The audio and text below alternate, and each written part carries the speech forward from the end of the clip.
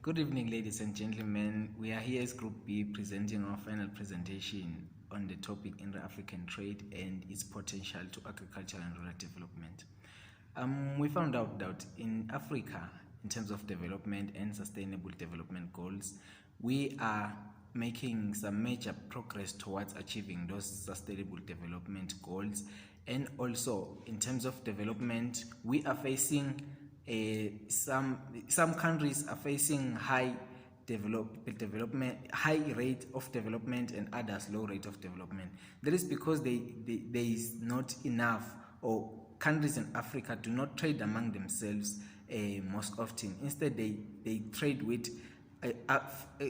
countries outside the continent, which leads to sluggish economic growth. We also found out that the applicable theory under this topic is under the capital transfer link and neo-growth classical model, which is the two-gap model, which talks of borrowings and savings together with exports and imports. We found out that in most African countries are net importers instead of net exporters. My partner will take over. Okay, we found out that inter-African trade has the potential to increase economic growth, especially for smallholder farmers, as it increases the market that they can serve. Although it provides them with the opportunity to develop, it does not serve as a panacea for development. There has to be other policies in place to capacitate smallholder farmers so that they can take advantage of these. It also serves as an advantage to smallholder farmers so that they can intensify their production, as they're usually characterized by low outputs because they farm on like small plots of land. My colleague will continue. The other topic was on challenges with respect to the intra-trade. Now, the most challenge that we discovered was lack of investments and incentives within Africa. This is because African countries are still developing. As such, they fail to achieve high income in order to save and invest in capital so as to increase productivity. Now, since there's a wide market due to this intra-trade within the African continent, it means that there's also a market that has been established. As such, these African countries, due to lack of investments, they will end up not meeting the demands that have been created. Thank you. Okay, the next topic after this was the policy strategies that can be taken to address the negative impacts or the challenges of intra-African trade. And the first one was to fast-track the Africa Free Trade Agreement.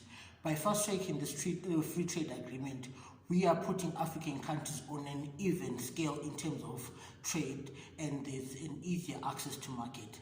Secondly, we need to address the infrastructure bottlenecks that some African economies are facing, because with infrastructure bottlenecks, what happens in this case is that there's uneven infrastructure development between African countries that may hinder one country against the other. And lastly, we also talk about increasing private sector investment. It is widely acknowledged that the government sector can not only alone spearhead the issues of intra-African trade. The private sector needs to play a large part in this, because the private sector attracts investment, foreign investment that will enable African countries or economies to be productive. And I'll hand over to my colleague for the conclusions.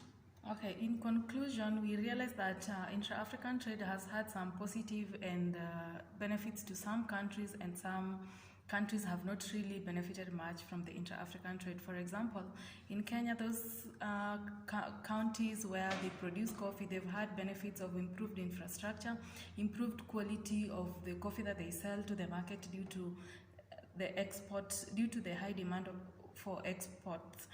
So in countries like Zimbabwe, they've had the benefits of borrowing technologies from other countries to increase their production to meet the requirements of the larger export market within the continent.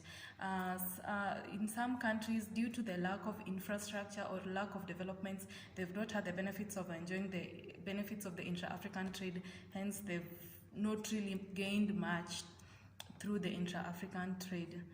Thank you.